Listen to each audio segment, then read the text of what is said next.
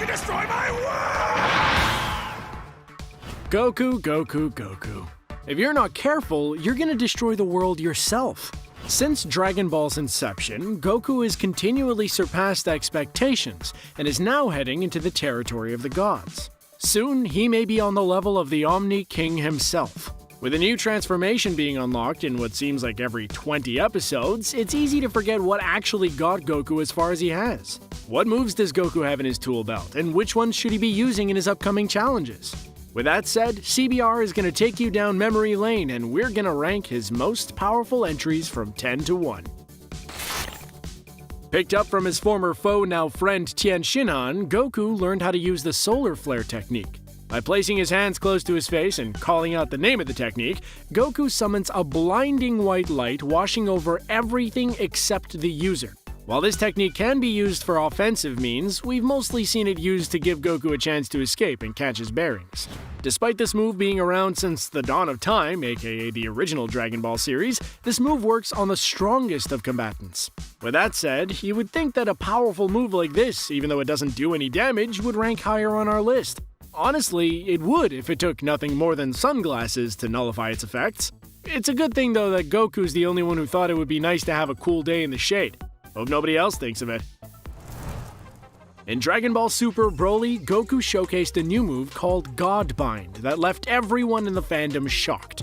By channeling his divine energy through his hands in his Super Saiyan God form, Goku can create a circular flow of energy around his opponent and place them in a suspended state of animation. In Goku's case, he used this move to try and calm Broly down rather than deliver the finishing blow. Sounds like something Goku would do, and despite how powerful this move is, Goku's kindness revealed this technique's weakness. 1. Godbind can only hold an opponent for seconds, meaning that whatever Goku has planned next needs to happen fast. And 2. Goku has to be sure that the individual, Broly in this instance, isn't stronger than him, because if so, the move can be reversed, leaving Goku trapped. Despite this weakness, it is such a cool move, and I hope that later on we can see something done with it as iconic as our next entry.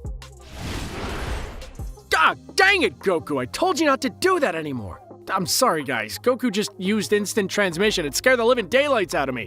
Learned on the planet Yardrat, instant transmission allows Goku to instantly teleport anywhere in the universe if he can sense the energy or ki of a person. This has given Goku another reason to neglect our good friend Nimbus. But it's also been of great use to him in battle. This ability has allowed Goku to instantly dodge attacks, cut off opponents in mid-flight, and best of all, has used it to give us one of the most iconic moments and attacks in Dragon Ball history: Instant Transmission Kamehameha. If you haven't seen this moment, first of all, go watch it. But Goku launched a planet-destroying level Kamehameha at point-blank range using instant transmission against Cell.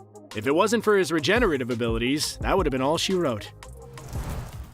Borrowed from the man who lives the lifestyle of a monk, sometimes, the Destructo Disc is an attack that can pretty much cut through anything depending on the strength of the user. Goku first used this attack to stop Super Buu from making Earth a cosmic wasteland, and the second time came against Jiren in the Tournament of Power.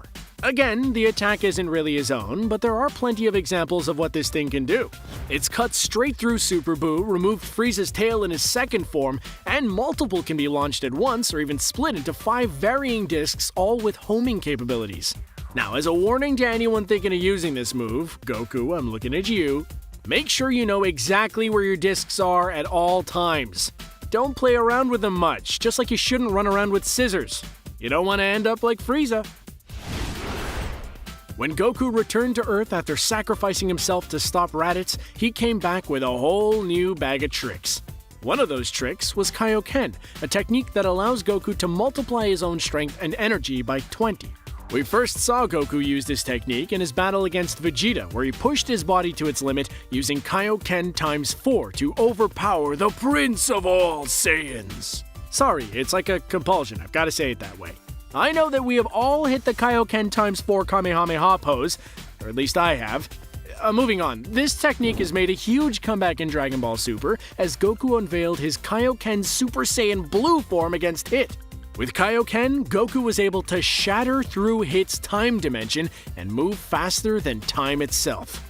Ultimately, Goku didn't win this bout due to his energy being depleted and the strain on his body was too much. But hey, we can't deny the power Goku obtains due to this technique. Nothing like going back to the basics. The Kamehameha wave has been Goku's signature attack since the dawn of Dragon Ball and has led to some of the most iconic moments throughout the show's history. Let me rattle a few off here. Goku's Kamehameha clashing against Vegeta's Gallic Gun, the instant transmission Kamehameha against Cell. Ooh, and this one's my favorite. Goku using a charged Kamehameha to surf out Kefla's attack and deliver a point-blank blast, eliminating her from the Tournament of Power. I don't know if anything is ever gonna top that.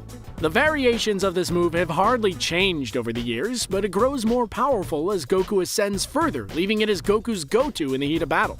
Sometimes it misses the mark and leaves the job open to completion, but there are other attacks in Goku's arsenal if things get a bit dicey, like our next entry.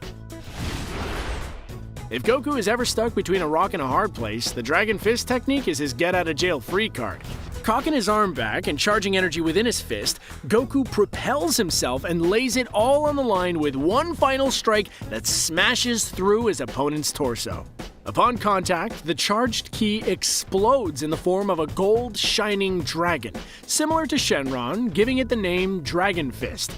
In the DBZ film Wrath of the Dragon, this golden beast wraps around Hirudegarn like a python, finishing off its prey until a final explosion seals the deal. Truthfully, this may be Goku's strongest attack, but the only problem with this technique is that it's technically not canon. I know, right? It sucks, but hopefully one day, if all of us Dragon Ball fans come together and share our energy, maybe Toriyama will come around and give us what we want. Who here has tried to go Super Saiyan? And stop lying because I know all of us did it. Before Ultra Instinct became a thing, Super Saiyan was Goku's ultimate transformation. Fueled by rage, Goku's transformation into the legendary form increased his power, strength, and speed tremendously. So much so that the heavens and earth would shake in response. Much like the growth of his hair, this increase in power grows further as Goku ascends from Super Saiyan to Super Saiyan 2 and subsequently Super Saiyan 3. In true Goku fashion, though, our favorite little Saiyan has taken Super Saiyan to new heights in Dragon Ball Super, setting the new bar for Saiyans at the level of a god. Achieving the form and title of Super Saiyan God and ascending even further into Super Saiyan Blue, Goku now has the ability to access God Ki, and his strength hovers closely to the levels of a god of destruction. Soon, he will likely surpass them.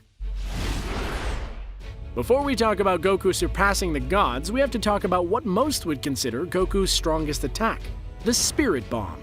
Learned from his time in Otherworld, the Spirit Bomb is a technique that allows Goku to gather energy from nearby lifeforms and compress it into a ball of energy ready to strike.